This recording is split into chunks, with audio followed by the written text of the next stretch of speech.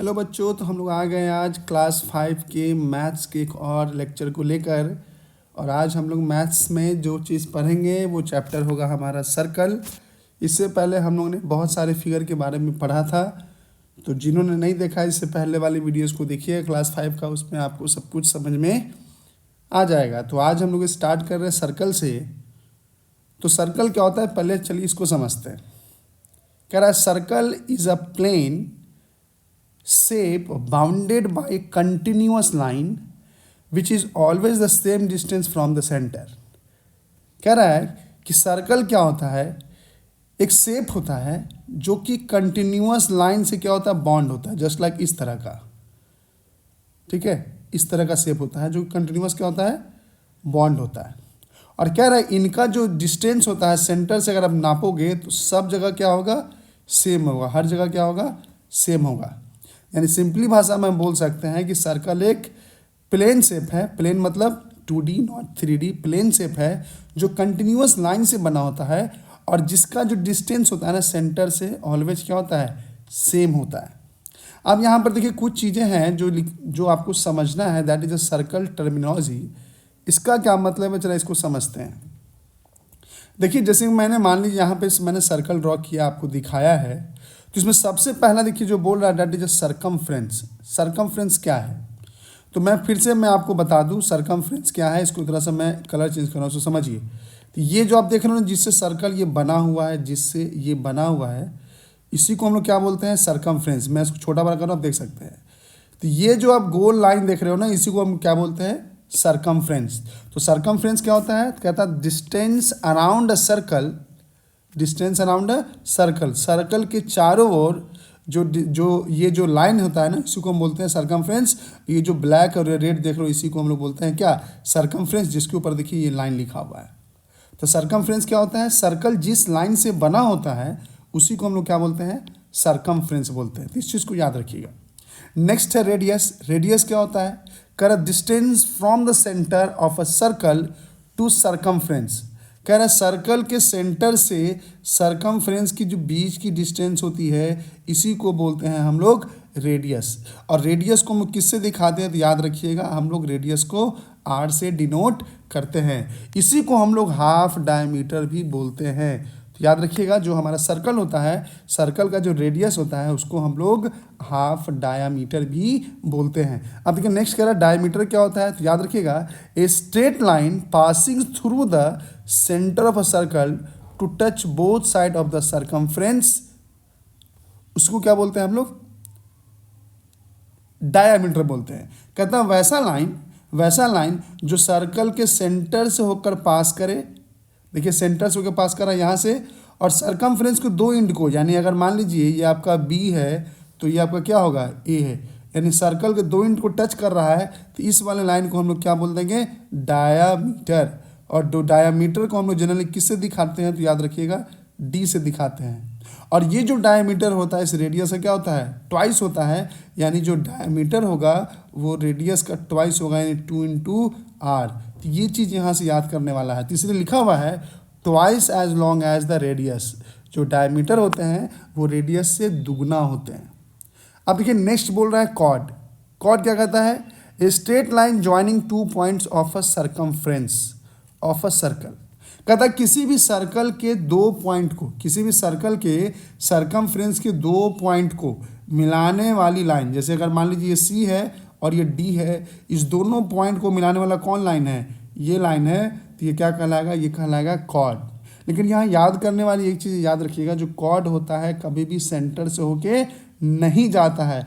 क्यों, क्योंकि अगर कॉर्ड सेंटर से होके अगर चला जाएगा तो उसको हम लोग डायामीटर बोलेंगे। इसलिए कहा भी जाता है कि सर्कल में जो सबसे बड़ा कॉर्ड होता है वो डायामीटर कहलाता है। तो इसलिए कह रहा है कि diameter is special kind of a cord. इसलिए डायमीटर क्या होती है, एक तरह की कॉर्ड ही होती हैं।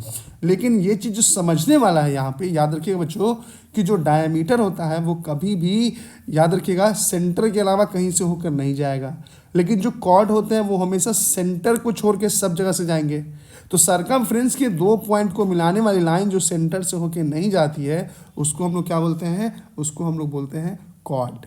तो ये चीज़ यहाँ समझना है, इस चीज़ को हमेशा याद रखिएगा।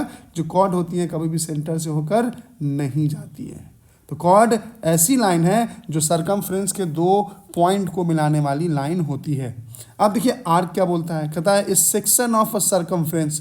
अगर सरकमफ्रेंस जो आप देख रहे हो ये पूरा सरकमफ्रेंस है ब्लैक वाला, इसमें से अगर छोटा सा पोर्शन अगर हम काट के निकाल रहे हैं तो ये जो होगा ना, आप जो देख रहे हो ना, इसी को हम लोग क्या बोलते हैं, आर्क। इसको क्या बोलते हैं हम लोग, आर्क। तो आर्क क्या होता है, सरकमफ्रेंस का एक छोटा सा पोर्शन होता है।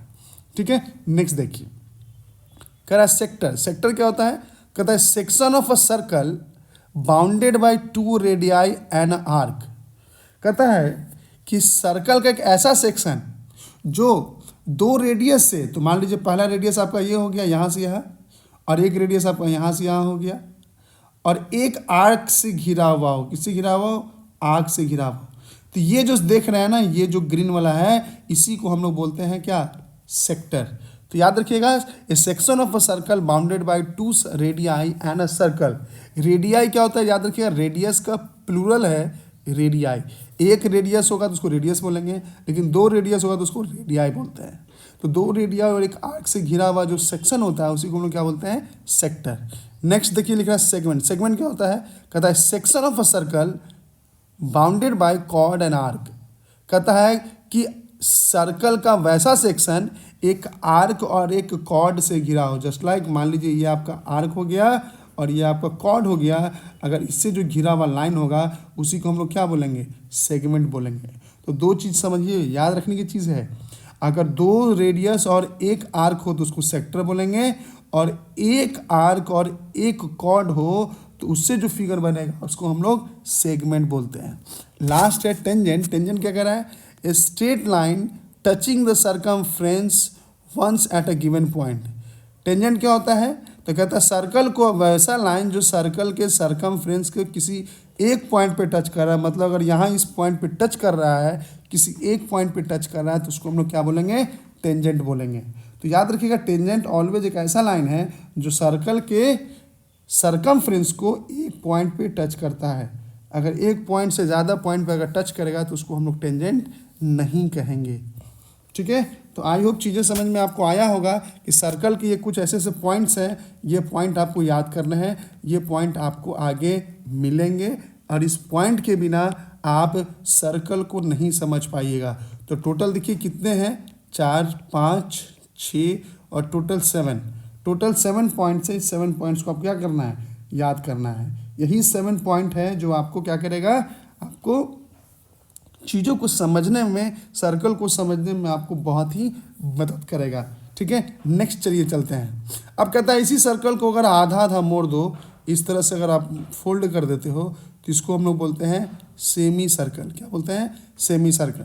तो क्या है सेमी सर्कल, तो याद रखिएगा, a semi circle is a half of circle bounded bye diameter and arc. कहता है एक आर्क से, तो आर्क कौन है आपका, ये वाला है, और उसको अगर डायमीटर से अगर हम बाउंड कर देंगे, अगर घेर देंगे, तो ये जो फिगर मिलेगा यही क्या कहलाएगा, इसी को हम लोग बोलते हैं सेमी सर्कल। और कहता है कि सेमी सर्कल के बाद अगर इसको भी हम बीच से अगर फोल्ड कर दें तो हमको मिलता है क्वाड्रेंट। क्वाड्रेंट क्या होता है, 2 रेडियस और एक आर्क से घिरा हुआ जो फिगर होता है उसी को हम लोग बोलते हैं क्या, क्वाड्रेंट। कहता है quadrant is a quarter of circle और इट्स सरकमफ्रेंस। तो क्वाड्रेंट क्या होता है, सरकमफ्रेंस का क्वार्टर। क्वार्टर मतलब 1/4। 1/4 कर दोगे सरकमफ्रेंस का तो क्या निकल जाएगा हमारा, क्वाड्रेंट। तो याद रखिएगा, सर्कल का आधा सेमी सर्कल, सेमी सर्कल का आधा उसको बोलते हैं क्वाड्रेंट। अब यहाँ पे देखिए एक चीज़ समझने वाली बात है कि सर सरकमफ्रेंस ऑफ सर्कल क्या होता है। तो सरकमफ्रेंस ऑफ सर्कल क्या होता है ये समझिए। इसको समझना है तो थोड़ा सा एक चीज़ों को हमको समझना होगा। जैसे मान लीजिए सपोज ये सर्कल को हमने यहाँ से ऐसे ड्रॉ कर लिया। ठीक है, मैंने ये सर्कल ड्रॉ कर लिया और कह रहा है कि ये जो होती है इसकी क्या होती है, रेडियस होती है। क्या होती है, रेडियस, जिसको हम बोलते हैं आर। तो आपसे पूछ रहा है कि सरकमफ्रेंस ऑफ सर्कल क्या होता है, यानी ये जो लाइन है सरकमफ्रेंस, इसका फॉर्मूला क्या होता है, कुछ नहीं, याद रखिएगा, सर्कल ऑफ सर्कमफ्रेंस क्या होता है, 2πr। 2πr कहोगे सर ये पाई क्या है, अब जरा सी इस पाई को समझिए। तो मान लीजिए सर्कल का ये जो सरकमफ्रेंस है, टोटल जो लाइन देख रहे हैं, ये वाला लाइन, ये वाला लाइन क्या है, टोटल लाइन जिससे सर्कल बना है, इसको हम लोग बोलते हैं सरकमफ्रेंस। क्या बोलते हैं, सरकमफ्रेंस। तो कहता है सर्कल के सरकमफ्रेंस में, और ये पूरा लाइन क्या होता है यहाँ से यहाँ डायामीटर। तो इस पूरे सरकमफ्रेंस में अगर डायामीटर से आप डिवाइड दे दोगे तो आपको क्या मिलेगा, पाई मिलेगा। और इस पाई को हम लोग बोलते हैं पाई, याद रखें पी आई से पाई बोलते हैं। और इसका जो वैल्यू होता है वो कितना होता है 22/7।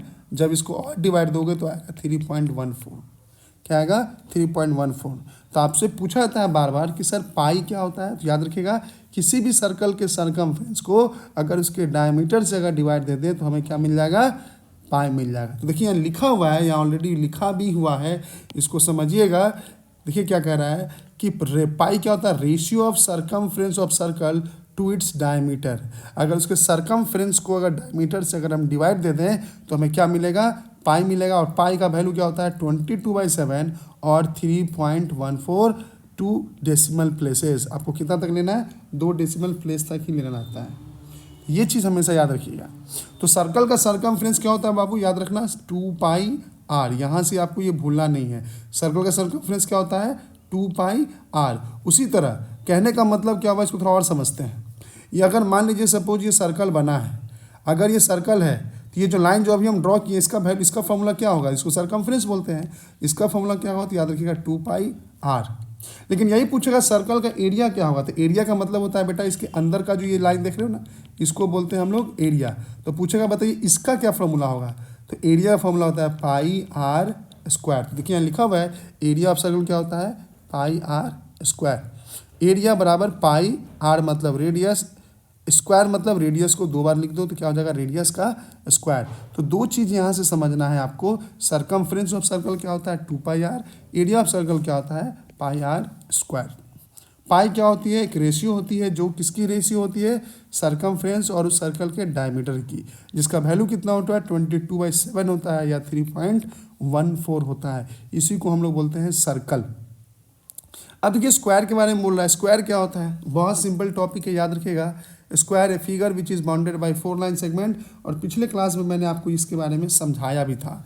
तो कहता है square is a quadrilateral. Square क्या होती है, एक क्वाड्रिलेटरल होती है। क्वाड्रिलेटरल का मतलब होता है एज अ 4 इक्वल साइड्स। क्या होंगे, 4 इक्वल साइड्स होंगे। 4 राइट एंगल होगा। 2 opposite sides that are parallel. 2 opposite sides होंगे वो क्या होंगे, पैरेलल होंगे। 2 डायगोनल्स होंगे, कितने होंगे 2 diagonals bisect at right angle, जो दूसरे को किस पे राइट एंगल पे क्या करेंगे, बाइसेक्ट करेंगे मतलब कट करेंगे। और 4 लाइन्स ऑफ सिमेट्री, इसमें 4 लाइन्स क्या होता है सिमेट्री। सिमेट्री मतलब एक जैसा। अब कह रहा है कि attribute of A square, square का क्या क्या एट्रीब्यूट हो सकता है। तो पहला देखिए इसमें बोला 4 साइड। तो 4 साइड का मतलब क्या हुआ, ये आपका ए हो गया, ये आपका बी हो गया, ये आपका सी हो गया और ये आपका डी हो गया। तो ये जो लाइन आप देख रहे हैं ना, इसी को हम लोग बोलते हैं 4 साइड। उसके बाद उसने बोला 4 एंगल। तो ये जो देख रहे हो ना, इसको बोलते हैं 4 एंगल। अब चाहो तो काउंट भी कर सकते हो, नाम वही सेम रहेगा ए बी सी और डी, इसको भूलना नहीं है। उसके बाद उसने कहा अपोजिट साइड्स। तो ये जो देख रहे हो ये वाला साइड्स का अपोजिट कौन होगा, ये होगा। और इस वाले साइड्स का अपोजिट कौन होगा, ये होगा। 2 diagonals that bisect at right angle. अब एक मान लीजिए ये डायगोनल्स यहाँ है और एक डायगोनल्स कौन सा है आपका, ये वाला है। दोनों कहता है कितने पे कट करता है, तो राइट एंगल पे। राइट एंगल बोले तो बाबू 90 डिग्री पे। तो ये कितने पे कट करता है, 90 डिग्री पे कट करता है। तो जो डायगोनल्स होती हैं वो स्क्वायर के डायगोनल्स जो होते हैं, 2 डायगोनल्स एक दूसरे को राइट एंगल पे बाइसेक्ट करता है। मतलब ये जो एंगल यहाँ बनेगा कटने से, उसकी वैल्यू कितनी होगी 90 डिग्री के बराबर होगी। 4 लाइन ऑफ सिमेट्री, इसका क्या मतलब है कि सर्कल से हम ऐसे 4 लाइन डिवाइड कर सकते हैं जो सर्कल को 2 बराबर भागों में स्क्वायर को बांटेगा। पहला देखिए पहला लाइन ये हो गया, इस स्क्वायर को 2 बराबर भागों में बांटा, ये वाला और ये वाला। फिर ये ड्रॉ करो तो अभी सर्कल को फिर 2 भागों में बांटेगा, इक्वल पार्ट में 2 लाइन हो गया। अब तीसरा यहाँ से ड्रॉ करेंगे और चौथा यहाँ से ड्रॉ करेंगे। तो कहा जाता है टोटल 4 लाइन्स ऑफ सिमेट्री होते हैं किसमें, स्क्वायर में। अगर कोई स्क्वायर है तो याद रखिएगा कि स्क्वायर है, इसका मतलब ये हुआ कि उस स्क्वायर में टोटल हम लोग 4 लाइन्स ऑफ सिमेट्री ड्रॉ कर सकते हैं। मतलब उस सर्कल को 4 तरीके से, उस नॉट सर्कल, स्क्वायर को हम लोग 4 लाइन से 4 तरीके से इक्वल पार्ट्स में डिवाइड कर देते हैं। तो आपसे ये क्वेश्चन भी पूछा जाता है कि बताइए किसी भी स्क्वायर में कितने लाइन ऑफ सिमेट्री होंगे। तो याद रखिएगा किसी भी स्क्वायर में 4 लाइन ऑफ सिमेट्री होंगे। अगर चाहो तो इसको आप इजीली ड्रॉ करके भी देख सकते हैं, कोई बड़ी चीज़ नहीं है। अब यहाँ के बाद आ गया पेरीमीटर ऑफ स्क्वायर और एरिया ऑफ स्क्वायर। ये थोड़ा समझना है यहाँ। पेरीमीटर ऑफ स्क्वायर का मतलब क्या हुआ, एरिया ऑफ स्क्वायर का मतलब क्या हुआ। अब इसको ज़रा सा समझते हैं। जैसे मान लीजिए यहाँ पे ये जो लाइन बना हुआ है, ये लाइन आप देख रहे होंगे। हमने अभी बताया कि यदि ये स्क्वायर है तो इसके सारे साइड्स क्या होंगे, सेम। तो ये भी एल, ये भी एल, ये भी एल और ये भी एल। पेरीमीटर बताता है कि सब साइड्स को आपस में क्या कर दीजिए, जोड़ दीजिए। तो L plus L plus L कितना हो गया, 4 इंटू एल, टोटल कितना होगा पेरीमीटर, 4L। अब भाई एल क्या है, that is the length of side. तो आपसे कोई भी पूछेगा बताइए कि पेरीमीटर ऑफ स्क्वायर क्या होता है, तो याद रखिएगा 4 इंटू एल को क्या बोलेंगे, साइड्स। तो फॉर्मूला क्या हो गया, 4 into sides, that is the perimeter of square. लेकिन पूछे एरिया क्या होता है, तो एरिया का मतलब हमने आपको बताया कि इस फिगर का अंदर का जो स्पेस होता है वही एरिया बताता है। तो एरिया क्या होता है, याद रखिएगा एल इंटू एल बोले तो एल स्क्वायर। एल स्क्वायर का मतलब हो गया बाबू साइड का होल स्क्वायर। तो एरिया ऑफ जो स्क्वायर होते हैं वो हमेशा क्या होता है, साइड का स्क्वायर। तो दो चीज़ यहाँ पे इंपॉर्टेंट है, पेरीमीटर ऑफ स्क्वायर क्या होती है, 4 इंटू साइड्स, और एरिया ऑफ स्क्वायर क्या होता है, साइड का स्क्वायर। अब देखिए आगे कह रहा है क्लासीफाइंग ऑफ स्क्वायर। स्क्वायर को हम कितने तरह से हम लोग क्लासीफाई कर सकते हैं, बांट सकते हैं। तो कह रहा है depending upon their definition, definition के आधार पर क्वाड्रिलेटरल को हम लोग डिवाइड कर सकते हैं। देखिए 4 टाइप्स में कौन कौन है, तो याद रखिएगा पहला है रेक्टेंगल, जो दूसरा होता है उसको बोलते हैं पैरेललोग्राम, तीसरा होता है रोम्बस और चौथा होता है ट्रेपीजियम। अभी क्या होता है मैं आपको बताऊंगा। रेक्टेंगल क्या होता है, तो याद रखिए इसका डेफिनेशन है 2 pairs of opposites equal parallel sides and 4 right angle. मतलब जो आपके रेक्टेंगल्स होंगे उसमें इस तरह से होंगे। ये फिगर सही नहीं बन रहा है, इसको मैं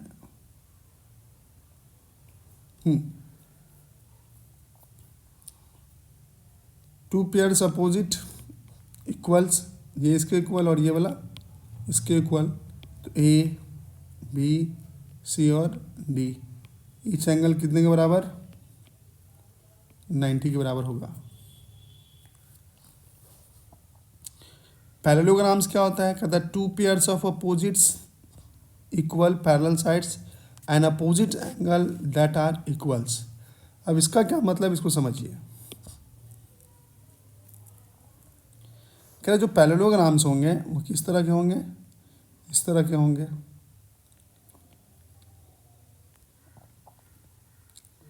और कह रहा है कि इनके अपोजिट साइड्स क्या होंगे,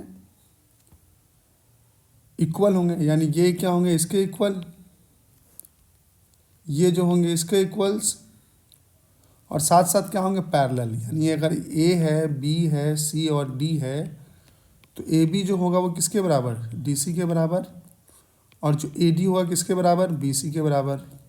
और एक चीज़ और बोला कि जो ए बी होगा वो पैरेलल होगा डी सी के, और जो ए डी होगा वो पैरेलल होगा बी सी के। तो कहने का मतलब पैरेललोग्राम्स वो होते हैं जिसमें अपोजिट साइड्स क्या होते हैं, अपोजिट पेयर जो होते हैं इक्वल और पैरेलल होते हैं, और अपोजिट एंगल भी इक्वल होता है। अपोजिट एंगल का मतलब ये जो एंगल डी होगा बी के बराबर होगा, और जो ए होगा सी के बराबर होगा। तो इसी को बोलते हैं हम लोग क्या, अपोजिट एंगल। रोम्बस क्या होता है, तो कह रहा है parallelogram with force equal side. कहता है वैसा पैरेललोग्राम जिसके चारों साइड्स क्या हो जाए, इक्वल हो जाए। Opposite angles are also equal, opposite angle भी अगर इक्वल हो जाए तो इसको हम लोग बोलते हैं रोम्बस। तो यहाँ से याद रखने वाली चीज़ क्या है कि जो रोम्बस होते हैं एक तरह का पैरेललोग्राम्स होता है, और वैसा पैरेललोग्राम जिसके चारों साइड्स अगर इक्वल हो जाए तो उसको हम लोग बोलते हैं रोम्बस। वैसा पैरेललोग्राम जिसके आमने सामने की अगर साइड्स अगर इक्वल है, वैसा क्वाड्रिलेटरल जिसके आमने सामने के साइड्स इक्वल और पैरेलल हैं, तो उसको हम लोग बोलते हैं पैरेललोग्राम। तो पैरेललोग्राम से बना रोम्बस, ना कि रोम्बस से बना है पैरेललोग्राम। लास्ट है बाबू जिसको बोलते हैं ट्रेपीजियम। ट्रेपीजियम क्या है, तो कह रहा है quadrilateral with at least 2 sides parallel. अब कह रहा वैसा क्वाड्रिलेटरल जिसके 2 साइड्स क्या हो, पैरेलल हो, तो उसको हम क्या बोलते हैं, ट्रेपीजियम। जैसे देखिए एक लाइन यहाँ ड्रॉ हुआ, एक लाइन यहाँ ड्रॉ हुआ और इसको ऐसे मिला दीजिए, तो ये जो फिगर बना वो ट्रेपीजियम है। इसका नाम दे सकते हैं ए बी सी और डी। गौर से देखिए ये लाइन पैरेलल है और ये वाला लाइन और ये वाला लाइन पैरेलल नहीं है, तो इस फिगर को हम क्या बोलेंगे, ट्रेपीजियम। तो ट्रेपीजियम का कंडीशन ये होता है कि वैसा क्वाड्रिलेटरल जिसमें एटलीस्ट 2 साइड्स क्या होने चाहिए, पैरेलल, और पैरेलल के साथ यहाँ इक्वल नहीं होंगे, ये बात याद रखिएगा। तो उसको हम क्या बोलते हैं, ट्रेपीजियम। अब देखिए पॉलीगॉन्स क्या है, कहता है polygon is a plane 2 dimensional. Polygon क्या होता है, एक प्लेन है जो 2 डायमेंशनल होता है और फ्लैट शेप हैविंग 3 और मोर स्ट्रेट साइड्स, जिसमें 3 या 3 से ज़्यादा क्या होते हैं, साइड्स होते हैं। तो याद रखिएगा वैसा पॉलीगॉन जिसमें 3 या 3 से ज़्यादा अगर साइड्स होंगे तो उसको हम क्या बोलेंगे, पॉलीगॉन। वैसा प्लेन 2D फिगर जिसमें 3 या 3 से अधिक अगर साइड्स हो तो उसको हम लोग बोलते हैं 2 डायमेंशनल फिगर। अब देखिए यहाँ पे लिखा हुआ है सम सिंपल पॉलीगॉन्स टाइप, जो कुछ पॉलीगॉन्स के बारे में बताया है। जो सबसे पहला देखिए ट्रायंगल के बारे में बता रहा है, कितने साइड होंगे तो याद रखिएगा 3, सम ऑफ ऑल एंगल कितना होगा 180, और जो ऑल साइड्स आर इक्वल होंगे उसको बोलेंगे इक्विलेटरल ट्रायंगल। जो ट्रायंगल जिसमें सभी साइड्स इक्वल उसको इक्विलेटरल। अगर रेगुलर फिगर होगा तो उसको इक्विलेटरल बोलेंगे, अगर वही इरेगुलर फिगर होगा तो कौन कौन होगा, आइसोसेलेस, राइट एंगल ट्रायंगल और स्केलेन ट्रायंगल। उसी तरह अगर हम क्वाड्रिलेटरल की बात करें तो क्वाड्रिलेटरल में टोटल साइड्स कितने होते हैं, याद रखिएगा 4 होते हैं। साबो एंगल का सम कितना होता है, 360। ये भी एक सवाल है कि सर जो क्वाड्रिलेटरल होते हैं उसमें सब एंगल का सम कितना होगा, 360। अगर रेगुलर शेप है यानी चारों साइड बराबर है तो उसको हम क्या बोलेंगे, स्क्वायर। अगर चारों साइड बराबर नहीं है तो क्या हो सकता है, रोम्बस हो सकता है, रेक्टेंगल हो सकता है, पैरेललोग्राम हो सकता है और ट्रेपीजियम हो सकता है। उसी तरह देखिए पेंटागन है, पेंटागन में टोटल साइड्स कितने होंगे, 5। सब एंगल का सम कितना, 540 डिग्री। इसके जो रेगुलर फिगर होंगे वो क्या कहलाएगा, ये, और इरेगुलर कौन होंगे, आपके सामने देखिए बना हुआ है। इसी तरह आपके फिगर बढ़ते चले जाएंगे, हेक्सॉन, हेक्टॉन, ऑक्टागोन, नानागोन और डेकागोन। तो इसको जानने की जरूरत नहीं है, लेकिन याद रखिएगा कि सर पेंटागोन तक कि जो टोटल होते हैं हमारे पेंटागोन में जो साइड्स 5 होंगे और सब एंगल का सम कितना होगा, 540 होता है। अब देखिए यहाँ पे कह रहा है कि क्लासीफाइंग ऑफ पॉलीगॉन्स, पॉलीगॉन्स को भी क्या किया गया है, क्लासीफाई किया गया। कैसे क्लासीफाई किया गया, थोड़ा इसको समझते हैं। कहता polygon is a plane of 2 dimensional. Polygon एक ऐसा प्लेन है जो कैसा होता है, 2 डायमेंशनल होता है, और कह रहा है हैविंग 3 और मोर स्ट्रेट साइड्स, जिसमें साइड्स क्या होते हैं, जिसमें 3 या 3 से ज़्यादा होते हैं। They are several way of polygon में बी क्लासीफाइड। अब पॉलीगॉन को भी क्या किया गया है, क्लासीफाइड किया गया, बांटा गया है। तो पहला जिसको बोलते हैं सिंपल पॉलीगॉन और दूसरा जो होता है वो होता है कॉम्प्लेक्स पॉलीगॉन। अब देखिए आपके सामने है सिंपल पॉलीगॉन। सिंपल पॉलीगॉन क्या होता है, of the sides do not cross over each other, यानी जो सिंपल पॉलीगॉन होता है उसमें 2 साइड्स कभी भी एक दूसरे को क्रॉस नहीं करते हैं। लेकिन देखिए जो कॉम्प्लेक्स होता है उसमें साइड एक दूसरे को क्या करते हैं, क्रॉस करते हैं, तो इसलिए हम क्या बोल देते हैं, कॉम्प्लेक्स। तो सिंपल पॉलीगॉन के साइड्स कभी भी एक दूसरे को क्रॉस नहीं करते हैं, लेकिन वही अगर आपके कॉम्प्लेक्स होंगे तो साइड्स एक दूसरे को क्रॉस करते हैं। तो complex polygon the side do cross over and polygon is called self intersecting. इस तरह के पॉलीगॉन को सेल्फ इंटरसेक्टिंग पॉलीगॉन भी बोलते हैं। तो कहने का मतलब क्या हो गया, कहने का मतलब हो गया कि वैसा पॉलीगॉन जिसमें साइड्स जो होते हैं एक दूसरे को क्रॉस करते हैं तो वो क्या कहलाएगा, सिंपल पॉलीगॉन कहलाएगा, बिल्कुल नहीं। जब साइड एक दूसरे को क्रॉस करेंगे तो उसको हम कॉम्प्लेक्स बोलेंगे, जब साइड एक दूसरे को क्रॉस नहीं करते तो उसको हम बोलते हैं सिंपल पॉलीगॉन। अब यहाँ देखिए लिखा हुआ रेगुलर और इरेगुलर। तो रेगुलर पॉलीगॉन क्या होंगे, हैज़ ऑल साइड्स इक्वल। वैसा पॉलीगॉन जिसके सारे साइड्स क्या हो, इक्वल हो जाए तो उसको हम क्या बोलते हैं, regular polygon. And angle equals, इसके एंगल भी जो होंगे वो भी क्या होंगे, इक्वल होंगे। तो रेगुलर और इरेगुलर पॉलीगॉन क्या होता है, रेगुलर पॉलीगॉन वो होते हैं जिसमें एंगल और साइड्स दोनों क्या होते हैं, इक्वल, और जो इरेगुलर पॉलीगॉन्स होते हैं उसमें एंगल साइड्स इक्वल नहीं होते हैं, इसलिए उसको बोलते हैं हम लोग इरेगुलर। अब देखिए, एक है कन्वेक्स और दूसरा है concave. Convex polygon has no reflex angle. जो कन्वेक्स एंगल जो पॉलीगॉन होते हैं उसमें रिफ्लेक्स एंगल नहीं होता है, यानी कोई भी एंगल 180 डिग्री से आपको बड़ा देखने को जनरली नहीं मिलेगा। लेकिन वही अगर कनकेव अगर पॉलीगॉन होंगे तो उसमें आपके जो रिफ्लेक्स एंगल एटलीस्ट एक एंगल रिफ्लेक्स होंगे, that is one angle is greater than 180 degree. तो रिफ्लेक्स एंगल अगर एक भी नहीं अगर रहेंगे तो वो होगा कन्वेक्स फिगर, और कनकेव में क्या होगा, उसमें एक एटलीस्ट आपको कन्वेक्स रिफ्लेक्स एंगल देखने को मिलेगा। अब कह रहे geometry figure is concave if any line segment that join to interior points goes after the surface. कोई मतलब नहीं होता, लेकिन ऊपर वाला जो हमने आपको बताया है उस चीज़ों को याद रखिएगा। अब देखिए यहाँ पर ये चीज़ बहुत अच्छा लिखा हुआ है, regular polygons, number of sides vertex लिखा हुआ है, नंबर ऑफ एंगल्स लिखा हुआ है, साइज ऑफ इंटीरियर एंगल लिखा हुआ है, number of line symmetry, order of rotational symmetry और नंबर ऑफ डायगोनल्स। ये इंपॉर्टेंट है, इसको याद रखिए। जैसे लिखा हुआ है ट्रायंगल, तो ट्रायंगल में टोटल नंबर ऑफ साइड्स कितने, 3 होंगे, एंगल 3 होंगे, इंटीरियर एंगल का कितना होगा 60, नंबर ऑफ लाइन सिमेट्री कितने होंगे 3 होंगे, यानी 3 लाइन ऐसे होंगे जिसको अगर ट्रायंगल से होकर ड्रॉ किया जाए तो ट्रायंगल को इक्वल भाग में कट करेंगे। ऑर्डर ऑफ रोटेशनल सिमेट्री कितने होंगे 3, नंबर ऑफ डायगोनल्स कितने होंगे, एक भी डायगोनल्स नहीं होते हैं।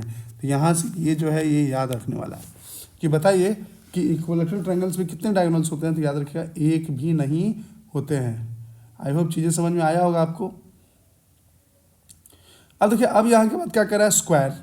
अगर कह रहा है स्क्वायर क्या होता है, तो स्क्वायर के बारे में याद रखिएगा, स्क्वायर के टोटल साइड्स कितने होते हैं 4, नंबर ऑफ एंगल कितने हो जाएंगे, नंबर ऑफ एंगल हो जाएंगे 4। अब साइज ऑफ इंटीरियर एंगल कितना होगा, तो ईच इंटीरियर एंगल जो होगा वो कितने बराबर होगा 90 डिग्री के बराबर होगा। नंबर ऑफ लाइन सिमेट्री कितने हो जाएंगे 4, ठीक है। उसके बाद अगर हम बात करें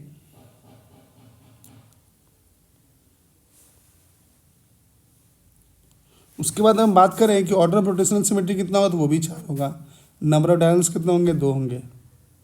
अब यहाँ के बाद लिखा हुआ पेंटागन। पेंटागन क्या होता है बताइए, जिसमें नंबर ऑफ साइड वर्टिकल्स कितने होंगे 5, नंबर ऑफ एंगल्स कितने होंगे 5, each size of each interior angle कितने होंगे 180 degree, number of line symmetry कितने होंगे 5, ऑर्डर ऑफ रोटेशनल सिमेट्री कितने हो जाएंगे 5, नंबर ऑफ डायगोनल्स कितने होंगे 5। तो कहीं ना कहीं ये चीज़ आपको समझना होगा। अब इतना याद पॉसिबल नहीं है, कम से कम 5-6 तक आप याद कर सकते हैं, 7 तक याद कर सकते हैं। जो हेक्सागन होता है ईच एंगल कितना होता है 120 डिग्री, है ना। जो उसके बाद आपको लिखा हुआ था नंबर ऑफ लाइन सिमेट्री कितने होंगे, नंबर ऑफ लाइन सिमेट्री कितने होंगे 6 होंगे। तो इस तरह से आपको क्या करना है, हर चीज़ों को यहाँ से याद करना है, तभी जाके आपको चीज़ें समझ में बहुत क्लियरली आएगी। तो आज हम लोग ज्योमेट्री के जो भी फिगर्स थे, हम लोगों ने पूरे फिगर को समझने की कोशिश किया। ये जो चार्ट मैंने आपको दिखा रहा है, इस चार्ट को ज़रूर याद कीजिएगा, तभी जाके आपको मैथ्स में ज़्यादा चीज़ें बहुत आसान लगेंगी। इसके बाद जो टॉपिक है डैट इज अ ट्रायंगल, इस ट्रायंगल को हम लोग नेक्स्ट क्लास होगा, नेक्स्ट क्लास में हम लोग ट्रायंगल को बहुत ही डिटेल में और बहुत अच्छे से पढ़ने की कोशिश करेंगे। अगर वीडियो थोड़ी सी भी समझ में आई हो तो वीडियोस को लाइक और शेयर जरूर कीजिएगा। और दूसरी चीज़ कि जो भी फार्मूलाज हमने आपको बताया उस फार्मूला को बिना याद किए इसको छोड़ना नहीं है, क्योंकि जैसे ही आपको वो चीज़ें याद होंगी आपके मैथ्स के लेवल जो होंगे ऑटोमेटिक अच्छे हो जाएंगे। तो चलिए आज की क्लास हम लोग यहीं ख़त्म करते हैं, हम लोग मिलेंगे नेक्स्ट क्लास में ट्रायंगल के साथ। तब तक के लिए bye bye, thank you, have a nice day, take care.